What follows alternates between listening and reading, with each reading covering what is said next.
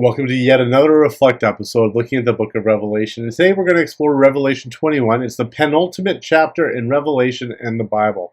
It's a chapter with beautiful imagery.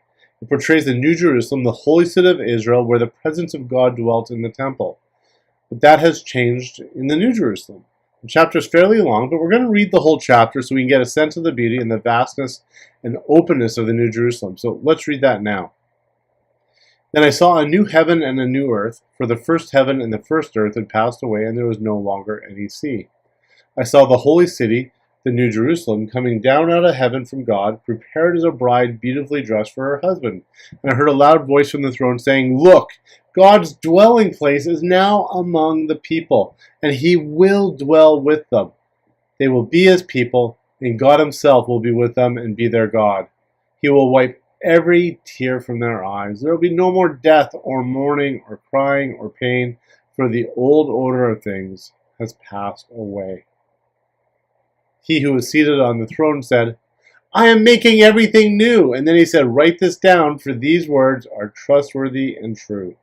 And he said to me, "It is done. I am the Alpha and the Omega. I am the beginning and the end. To the thirsty I will give water without cost from the spring of the water of life. Those who are victorious will inherit all this, and I will be their God, and they will be my children. But the cowardly, the unbelieving, the vile, the murderers, the sexually immoral, those who practice magic arts, the idolaters, and all liars, they will be consigned to the fiery lake of burning sulfur. This is the second death. One of the seven angels who had the seven bowls full of the seven last plagues came and said to me, "Come, I will show you the bride, the wife of the Lamb." And he carried me away in the Spirit to a mountain great and high, and showed me the holy city Jerusalem coming down out of heaven from God. It shone with the glory of God, and its brilliance was like that of a very precious jewel, like a jasper, clear as crystal. It had a great high wall with 12 gates, and with 12 angels at the gates. And on the gates were written the names of the 12 tribes of Israel. There were 3 gates on the east, 3 on the north, 3 on the south, and 3 on the west. The wall of the city had 12 foundations, and on them were the names of the 12 apostles of the Lamb. The angel who walked with me had a measuring rod of gold to measure the city, its gates and its walls. The city was laid out like a square, as long as it was wide.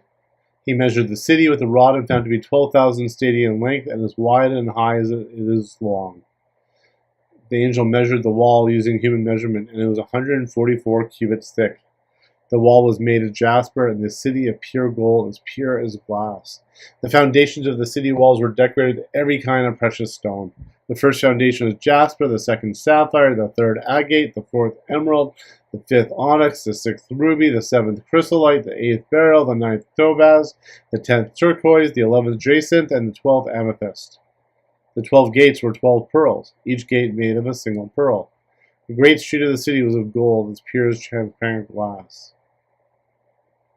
I did not see a temple in the city, because the Lord God Almighty and the Lamb are its temple. The city does not need the sun or the moon to shine on it, for the glory of God gives it light, and the Lamb is its lamp. The nations will walk by its light, and the kings of the earth will bring their splendor into it.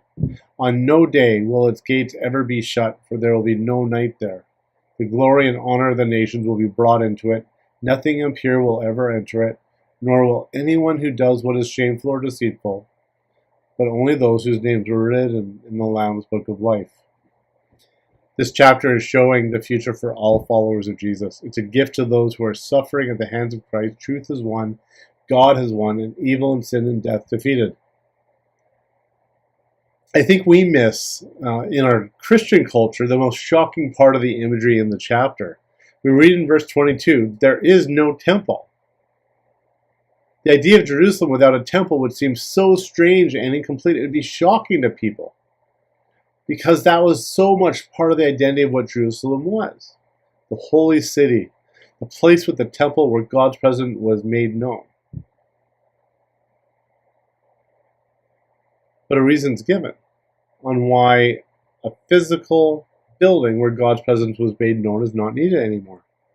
It's because God is present in the city.